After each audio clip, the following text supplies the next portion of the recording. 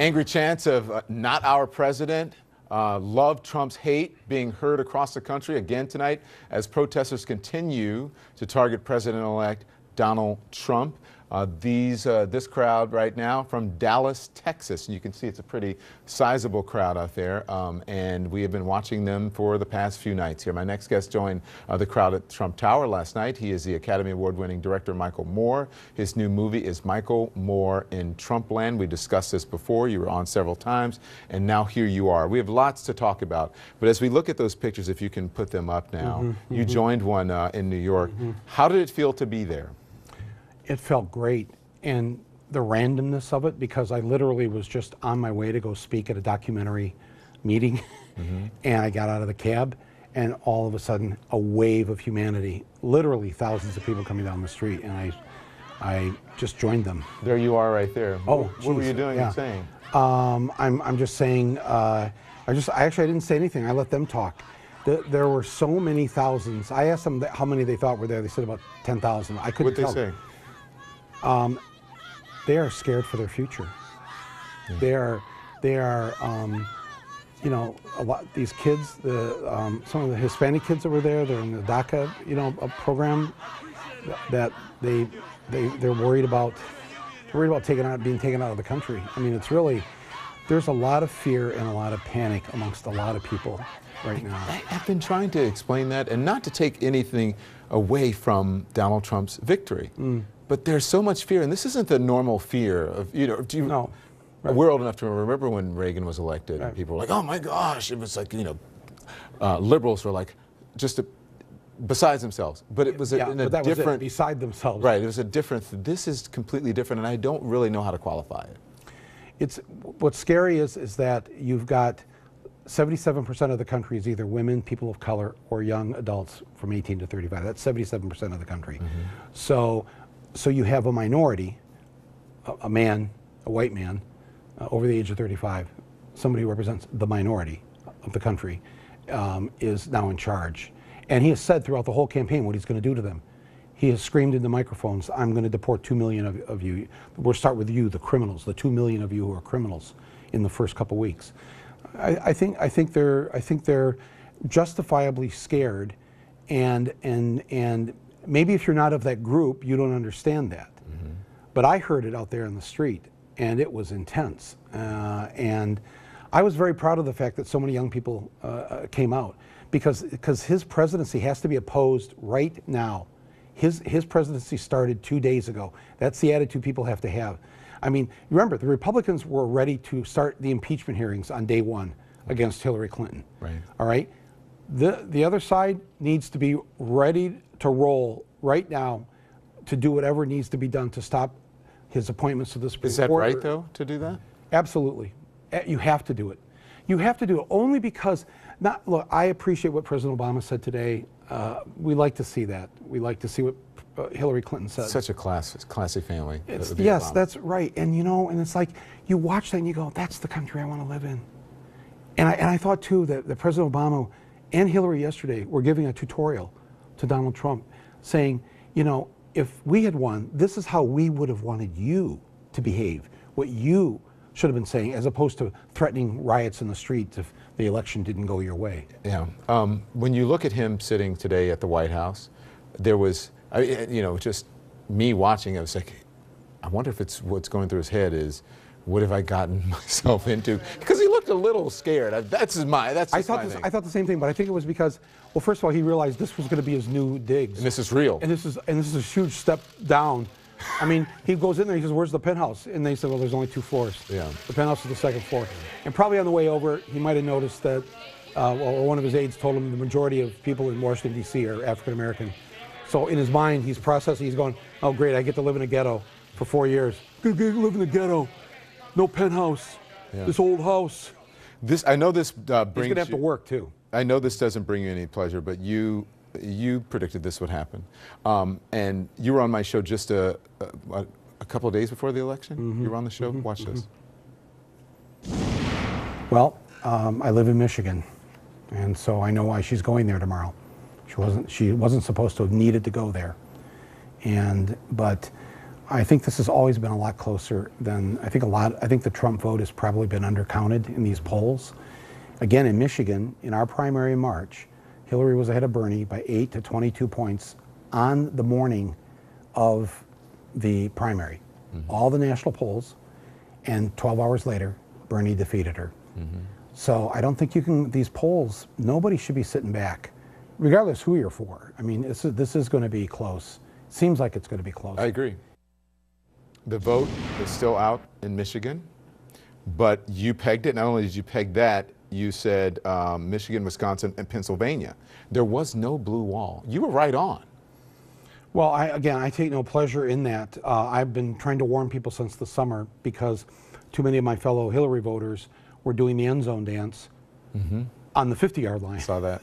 I saw that too. Right? But I also remember when he first came out and came down those escalators, and I said, you know what, this guy has a chance. Yeah. Especially my liberal friends, and even the conservatives, you're crazy. Right. I don't believe you.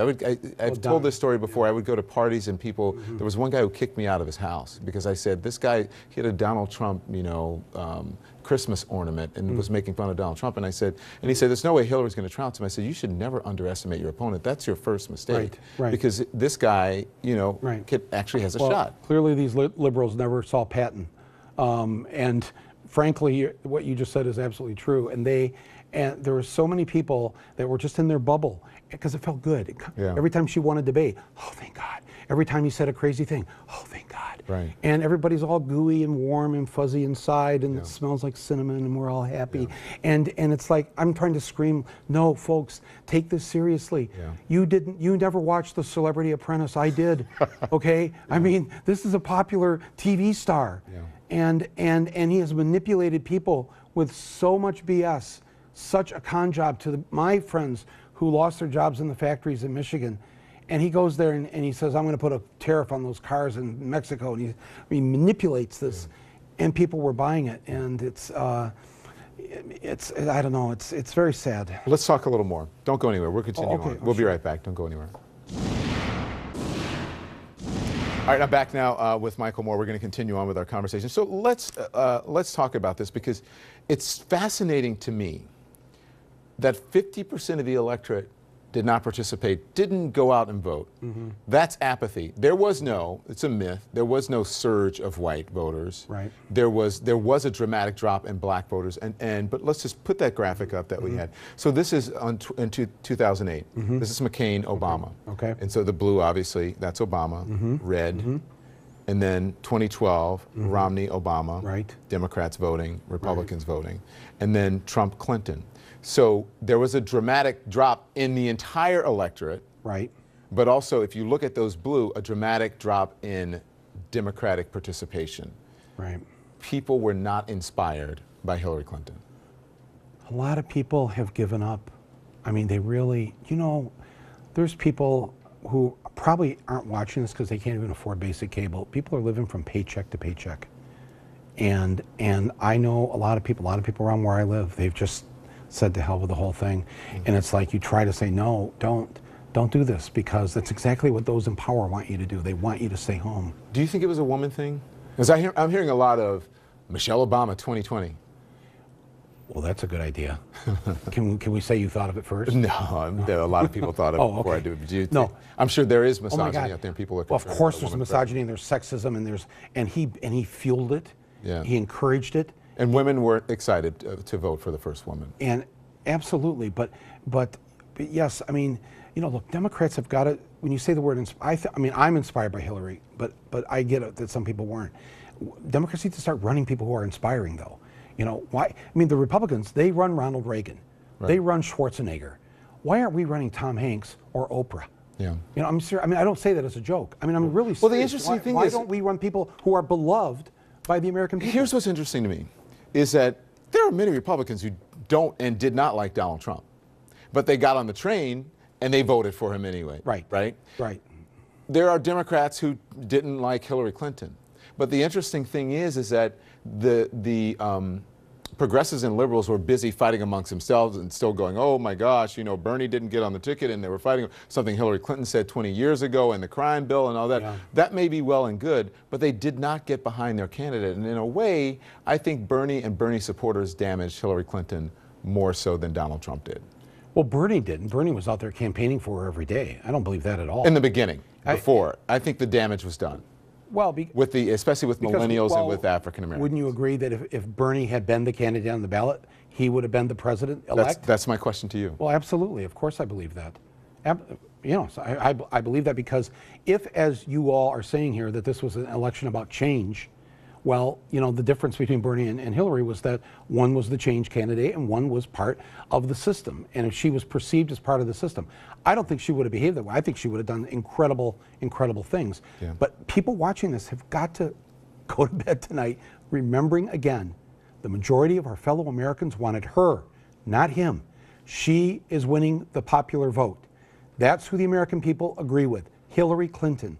All right, because of an archaic system that we have, he is now going to be the president-elect. I'm going to take a little bit more time. I know we're late. No, but can you put this graphic up from question 4 that I have here? You also say the Democratic Party failed us. You wrote an immediate 5-point plan to what to do now. Yes. You say that this is your Michael Moore morning after to-do list. Yeah. Take over the Democratic Party. Fire the pundits and the pollsters. Obstruct Republicans in Congress. Stop saying you're shocked. Repeat, Clinton won the popular vote. Right. That's right. And we do. The progressive wing has to take over the party. The pundits are already fired. The table is empty here. Thank you. All right. So all the people who got it wrong are now gone, and we have to stop listening to them. But liberals and progressive people have got to understand they are the majority. We are the majority of this country. The American people agree with us on every single issue, whether it's equal pay for women, climate change, death penalty, pro-choice, go down the whole list now. The majority of Americans are progressive and liberal, even if they don't call themselves that. Right. So if it's already that way, why do we have a Congress and a president now who are not representative of the majority of our fellow Americans? This is totally wrong. Yeah. I corrected my last word there. I'm glad you did. Out of respect for you. Thank you. Thank you. Such a pleasure. All right. All right. Up next, anti-Trump protesters take to the streets again tonight as the president-elect meets in Washington with President Obama and Republican leaders of Congress.